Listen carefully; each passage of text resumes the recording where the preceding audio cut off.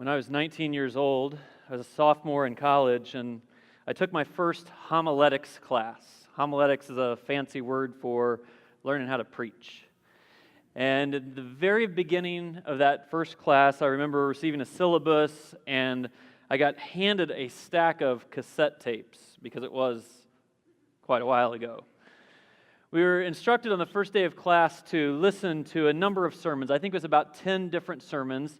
And the whole idea was that they were all of different structure and different style, and we want to be exposed to the different ways that you can go about putting a message together.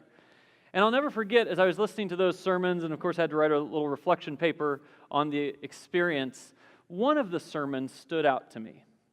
It was a sermon called "Love is Like That." And what stood out to me is the person presented the message in a way that I had never heard before. He opened the message with two short scriptures. He said, "God is love, and love one another." After he said those two sentences from the scriptures, he started telling story after story after story of either people loving one another, people caring for someone in a difficult spot, people caring for the natural world around them. And at the end of every story, he would just say, "Love is like that. Love is like that." Now, I've thought about that a number of times over the last 20 years or so, and what strikes me is it's clearly the only sermon out of the 10 or so that I listened to that I even remember. It was not a great example of tremendous Bible exposition, and yet it had an impact on me like very few other messages I've ever heard. And I thought, why is that? And I thought, well, maybe it's because of the content. I mean, the very nature and the power of the concept of love, it ought to have an effect on us. But then, of course, I thought, well, maybe it was because of the structure. That stories are actually very powerful in our lives. And while it's nice to talk about love in terms of concepts, until we can see it in action, it doesn't really take root in us. And so I've decided it was a combination of the concept of love with the power of stories. I've thought about that a lot as we've done this Love Does series. I thought, I have to be very careful during this series, not just to talk about the nature of love, but to share lots of examples. And I've tried to share some examples from places I've received love from other people and personal examples of where I've tried to give love. I don't mind using myself as an example as long as all of you understand I'm not a perfect example. I'm a living example. Someone who gets it right sometimes and someone who gets it wrong sometimes, just like you. But your stories of love and my stories of love could potentially be helpful as we let it unfold. One of the problems, though, with me telling you my stories about love is that I know, because I talk to you after all my messages, I know whatever stories I use, you lock in on those stories. And you start to think, Greg told a story about this. He did this. He used this example. Maybe I could do that. And I always think, well, I'm telling the stories not so you do what I did. I'm telling the stories to inspire ideas, but so where you can find what you can do. And so today, instead of this perhaps feeling like a sermon, the next few minutes together could very well feel to you like a workshop. I'm basically going to ask you 3 questions so that you can reflect on your own life about the nature of what love does. These questions will get narrower and narrower as we go. It's almost as if we're starting with brainstorming and then we're going to let it be filtered through to where you come to something at the end. And so I really want you to think about your story and your life and what you should expect out of life. Some of you know who Jerry Davich is. Show of hands. How many of you know who Jerry Davich is? A few of you, because you're Regionites, right? Northwest Indiana matters to you. Jerry Davich was a longtime columnist for the Northwest Indiana Times. Now he writes for the Post-Tribune. And I've gotten to know Jerry pretty well over the last few years, and he's a very interesting character. He is not a believer. If you follow any of his stuff, that's pretty clear. He is a good guy. He's a little bit eccentric, and he likes to tell stories. He's told some of our stories around here because I actually met him first because he told the story of someone in our church who was transforming a school in Gary. And then since then, I've fed him stories to tell. But just earlier today, actually, he put something out there that I thought was extremely interesting. Look at this quote with me. He said, "Life is all about expectations and rationalizations. More of the former typically creates more of the latter." Life is all about expectations and rationalizations. More of the former typically create more of the latter. You know what he's saying, right? He's like, well, most of life is about us looking out and saying, what should we expect out of life? What should I get? And then we set some expectations, and then when we don't quite meet those expectations, we have to figure out a way to tell a story about it so we can rationalize why we didn't get to that expectation. And I think that statement is completely true. But it also misses something. That statement misses the power that expectations actually take us further than we would have gotten without them. You know what I find in life is that you usually get just about what you expect. And so when you expect small things, you get small things. And when you expect big things, you expect big things. For people who have imaginations that go wild, they may or may not reach the fullness of the imagination, but whatever they imagined, whatever they expected they could get out of life, they went further because of it. And so this is where I want to start. First question today. This is a question for you. Here's the question. Where does your imagination take you? Where does your imagination take you? Now, some of you immediately love this question. You're like, yeah, let's dream a little. And some of you look at this question, you're like, here we go again. Because by personality, some of you are dreamers, and some of you are down to earth. Right? By personality, some of you are people who think about possibilities, and some of you are more practical or prudent. Some of you are people of wonder and whimsy, and some of you are like white-knuckle people who say it's really just about getting it done.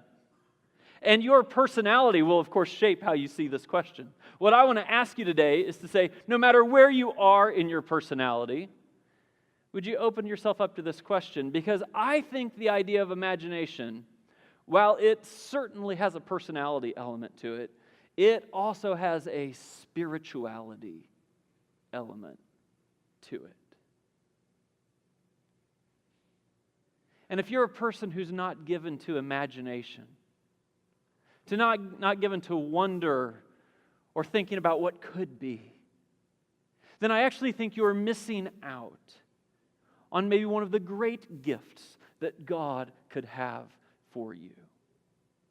And so I've left you some room, if you're following along in the outline, to draw a picture, make some bullet points, think about where would your imagination take you. Now, I'm going to share some things out of my life, but I don't want you to write down the things that I'm going to share from my life. I just want you to let my life prompt you on things about your life. How many of you, I need some help here, show of hands, have a bucket list? A bucket list. Right? All the practical people are like, that's stupid, bucket lists, right? It's okay. It's okay. You just know that's about your personality. And bucket lists, because of how it's been presented, I think, recently in our world, tend to become things we want to experience, things that we want to accomplish, places we want to go. Nothing wrong with that. You have to imagine a little bit to say, hey, could my life include that? I just don't want to limit it just to things that you capture or experience. I want you to imagine the difference that you could make, how God might use you in the world around you. Now, I started to think this week, when I was very young, I was actually assigned this to make a list of things I wanted to do before I died, before I knew it was called a bucket list. And there were things that I put on that list when I was young, and then there's things that maybe over the last 10 years or since I've had kids have shifted for me to say, oh, now these things are more important for me. Do you guys want to hear my list? It's a good thing you said yes, because I was going to share it whether you wanted to or not. Now I'm going to share my list. You think about your list. This is a workshop. This is brainstorming. No wrong answers at this stage. We're going to narrow this down as we go so you can clear it. You're free to write something down here you'll probably never have to do. When I was young, I wrote a few things down. These are some of the things that were on my list. I wanted to travel, and my goal was to visit 5 different countries and all 50 states. When I was young, I was serious about this. I was serious about my faith when I was young. I wrote this down. I want to help 10 people who aren't followers of Jesus become followers of Jesus in my lifetime. That was a goal, something I wanted to be a part of. I wanted to get my doctorate degree. I wanted to visit every Major League Baseball stadium. They're just things you want to do, right? Before you die. When I was a teenager when I wrote these things down. And I thought, yeah, that's what I hope life's like. There was a long list. I edited it before I shared it with you. When I got a little older and kind of rethought what's important in life, I have another kind of list. This is just my list. I would like somehow during my lifetime for Jenny and I to give away a total of $1 million. That's imagination, right? I don't have a plan, a realistic plan for how to do that.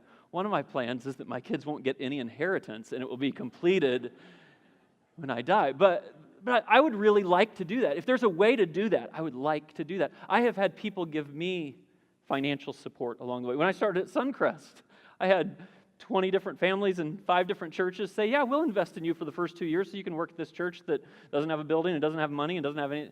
They did that for me. And I thought, oh my goodness, generosity really makes a difference. I want to do that for others. I want to write a book. I've been talking about this out loud to a few people. It's scary to say it out loud because I haven't started it yet. But I'd like to write a book. Some are more intangible. One of my goals in life is to have a home, my home, to be marked by laughter. That would be the nature of what happens in our home. It would be a home that's marked by laughter. And one of my great goals in the big picture of life is that I want to baptize my great-grandchildren. Now, those are imaginations. I don't even have grandchildren yet, and hopefully not soon. Big picture. Wow, that's what I imagine. What do you imagine? Where does your imagination take you? If it was wide open to dream, spiritual or non-spiritual, this is wide open, this is brainstorming. Where does your imagination take you? Can I give you potentially a small critique for a moment? One of the things that I've found about living in Northwest Indiana is that I continually find a trend of people I encounter in Northwest Indiana who seem to be afraid to imagine. I'm from a very small town, Hickville, compared to Northwest Indiana. I grew up in a town with 1,200 people in it, no stoplight. I had a friend from Suncrest come to my hometown once, and then I heard him describing to someone else how to get there. He said, here's how you get there. He said, you go to the middle of nowhere, you turn right, drive another 2 hours, and then you get to Greg's hometown. In my hometown, not only was there not a stoplight, but I took a driving test in my hometown, and the driving test was required to have a stoplight. So the instructor sitting next to me in the car, he said, we're going to pretend that there's a stoplight. This actually happened. This is how I got my driver's license. It's green, it's green, it's green, it's green, it's yellow, it's red. That's how it went. Okay, I don't dream big because I came from a big place. But I'm struck that though I came from a small place, I moved to Chicagoland, I thought, well, people around here, they'll dream big. And what I've found quite consistently in community groups I've been a part of at Suncrest, in talking with people all over our church, with talking at times with leaders in the community, is that there seems to be something in the water here to say, I'm not sure it's worth dreaming. Now, I'm one of you now. I'm not trying to judge you from the outside, but if I say to you, if you could do anything in the world that you wanted to do and you knew you wouldn't fail, what would it be?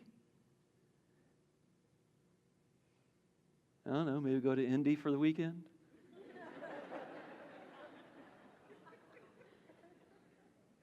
So this is my question. Like I've kind of asked you now. By now, you've probably bullet pointed some things or drawn a picture, or you at least have something in your mind, right? Right? Because if you don't, this is exactly what I'm talking about. Do you think there's dreams to be had and imaginations to be desired?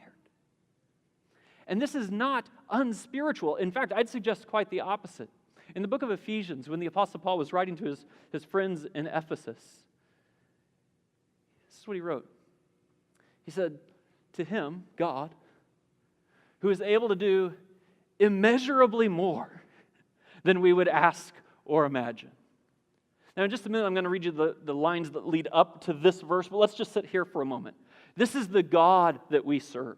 If you're a person of faith, you might limit yourself, but you'd agree that God is limitless, and there is one who could do immeasurably more than you would ever ask or imagine. There's something that's beautiful, that's spiritual about dreaming and imagining how you could experience life to its full. And I want to lead you to do that. So the workshop's not going to work if you haven't taken this first step to, at least in your mind, think,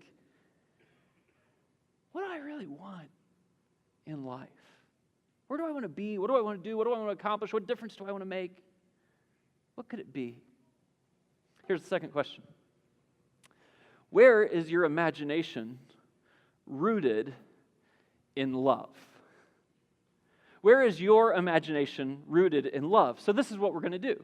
I'm not suggesting to you that it's evil to have goals in your life and want to travel places and such that aren't rooted in love. That's fine. That's just not what this is. What I want you to think about is, okay, out of all the things I've dreamed about, all of the imagination I have, which ones are rooted in love?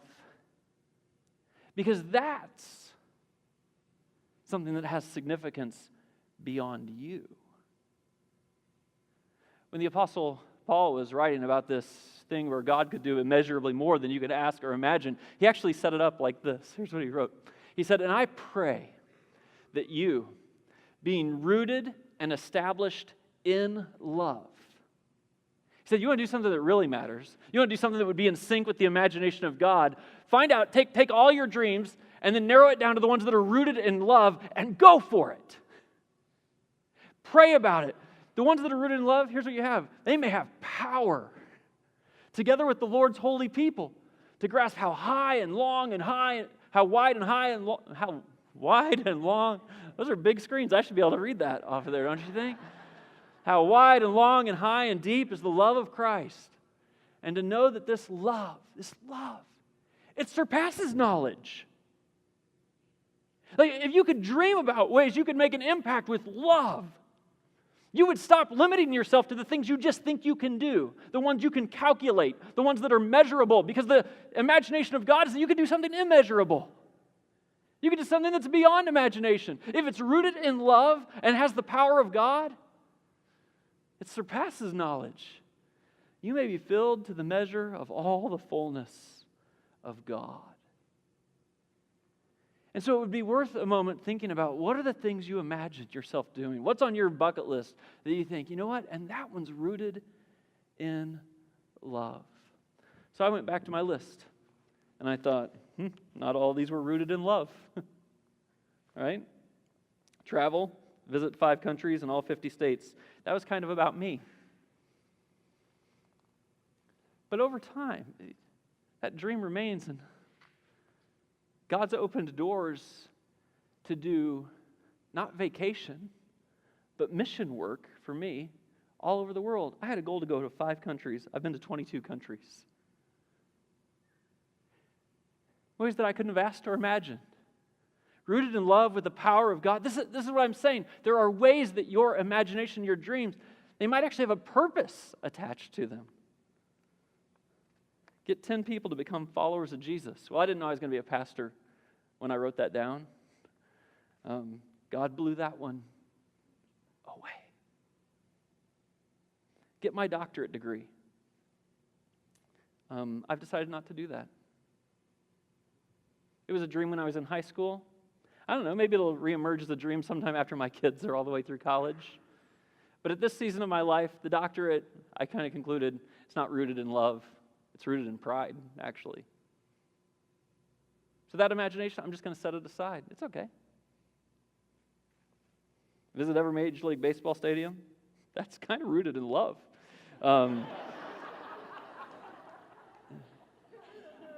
Actually, I'll tell you what has actually happened with this one is I have a best friend, and he's obviously a follower of Jesus. He's the person I need to talk to when I'm sorting out some things in life and about purpose and what is God calling me to do.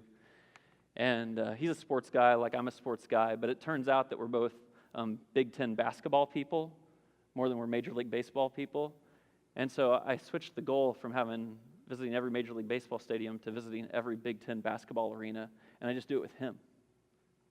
And it makes sure that once a year, I spend a day with a guy I need to spend a day with.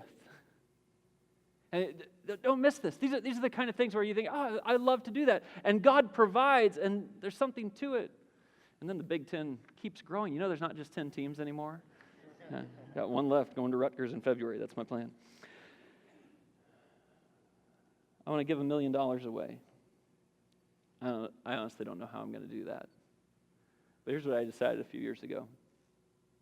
I thought, every time someone asks me for money, I'm going to say yes. There's a few parameters. Telemarketers don't count. Right? You can do that. It's fair. But anyone who's in need, who has a legitimate need, and they ask me for money, I'm going to give them something. I probably won't ever get to $1 million.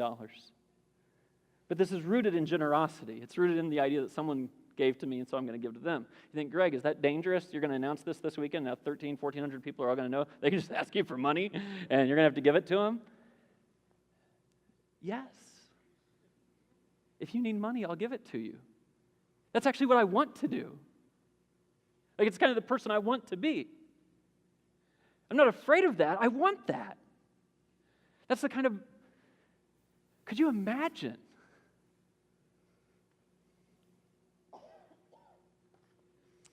I'm running out of time here. I want to baptize my great-grandchildren. I actually don't have to be the one to actually baptize them. It would be much more pleasing to me if their parents baptized them than for me to be the one to do it. But when God set this in my soul a number of years ago, it changed the way that I'm raising my kids. Because I'm not raising my kids just to be great kids. I'm trying to raise kids who will be great parents.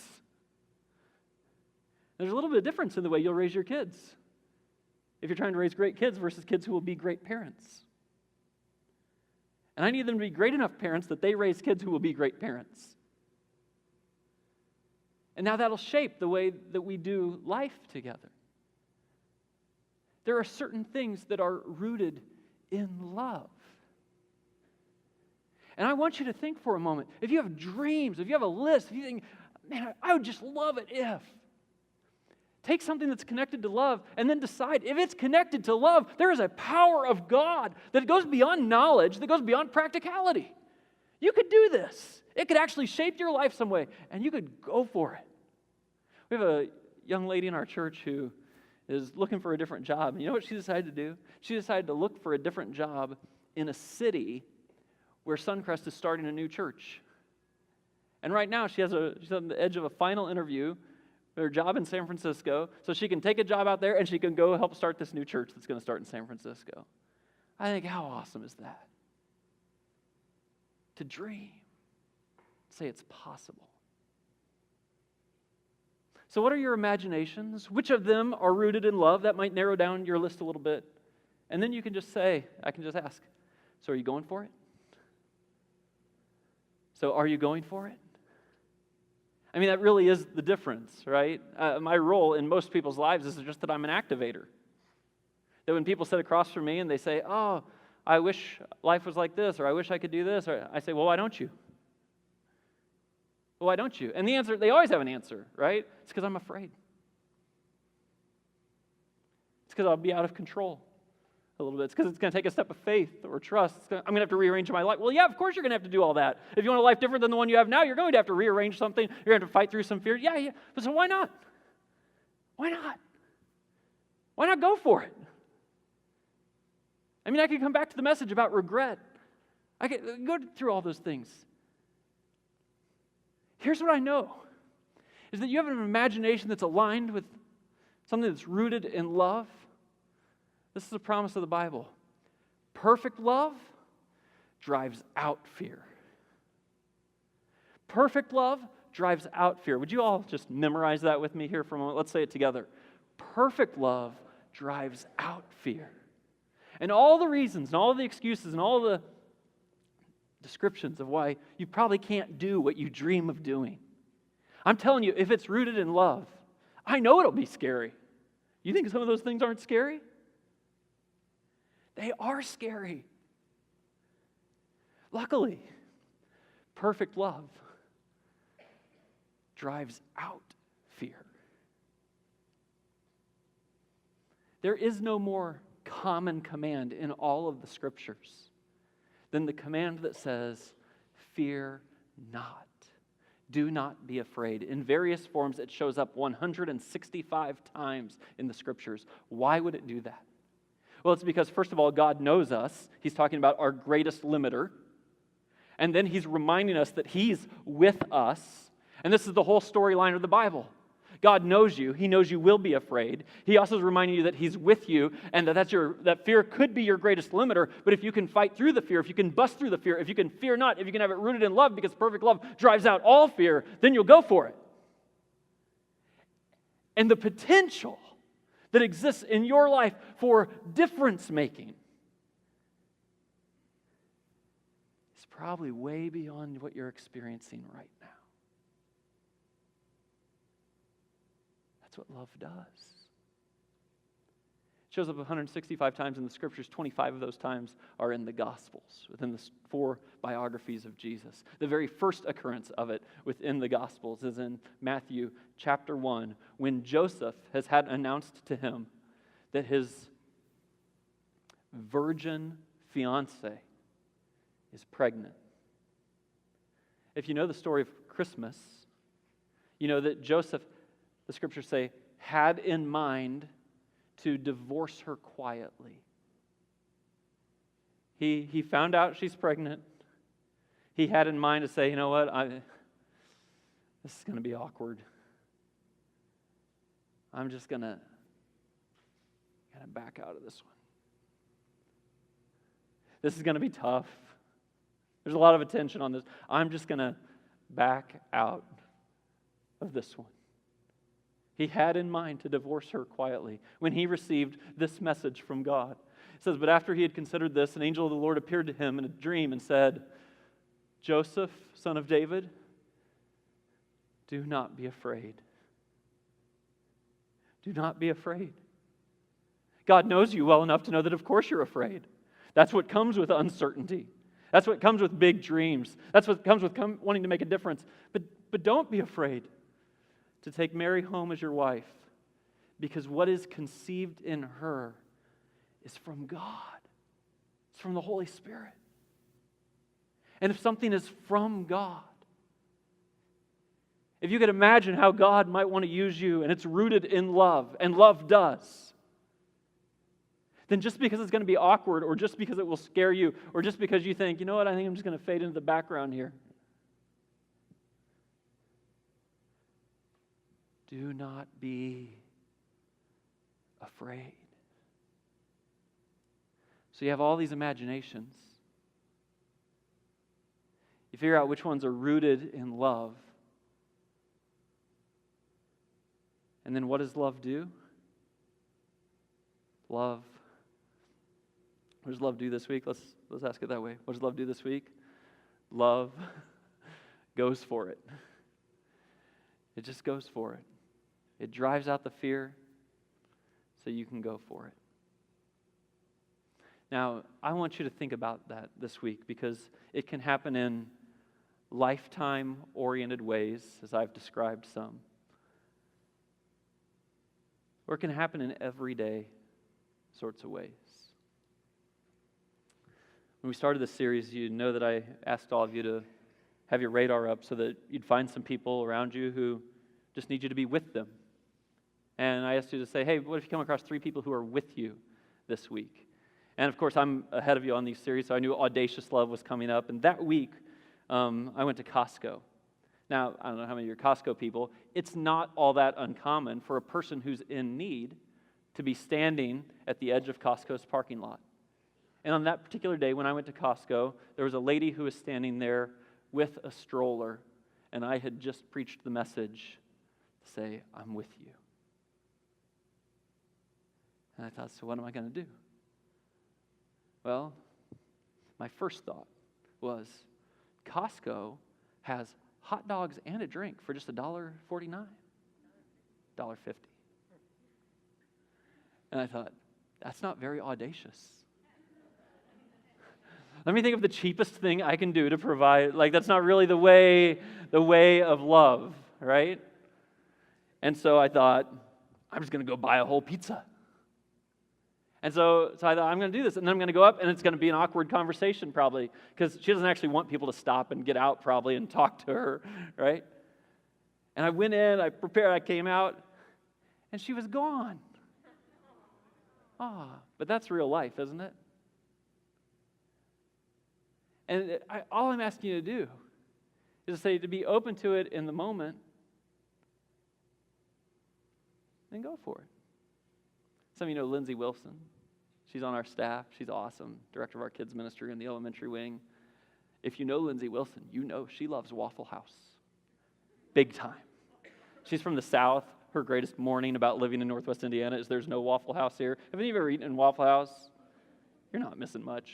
I mean, but this past weekend, the Sunday night, Monday morning, we were at a conference in Indianapolis, and I thought, hey, it's not close by. I mean, it's like a 30-minute drive even from where the conference was, but there's a Waffle House there. I thought, why not? Why not? Hey, Lindsay, we're going to get up early, go to breakfast at Waffle House. And I asked the staff, who wants to go? Guess what? The whole staff wanted to go. And we all go eat at Waffle House. That's just saying, hey, what could I do in the moment to express love? It's not always grand and lifetime. Sometimes it's season. What do you want to accomplish in the next few years? What dreams do you have in that time frame? Sometimes it's what comes up during the day, and you let your practicalities fade just for a day. There's nothing wrong with practicalities. But you just let them fade for a day to live in the moment and express love that is not afraid. Friends, I really sense this is taking root at our church. That 5 different weeks of actions are more than individual actions. They're actually changing and transforming something inside of us so that our whole posture toward life is, well, whatever love does, I'm going to do that. I pray it takes root in you this week. But it takes root in your imagination. And if there's anything in your imagination that's rooted in love, and you hesitate because of fear, you'll go for it anyway. For some of you, the very answer to that question today was in a brochure that was sitting on your seat. Ever imagine going on a mission trip? Why wouldn't you do that? Oh, there's lots of reasons. You're going to have to ask people for money. It's going to cost a lot. You'd have to take vacation. I know. Do it anyway. Let me pray for us right now. God, you're good. You're so good to us to remind us that love does. That love gets to dream, and then the things that are rooted in love. God, my prayer is that we don't walk out of here tonight content to live a small life marked by things we're confident we can do on our own. In Jesus' name.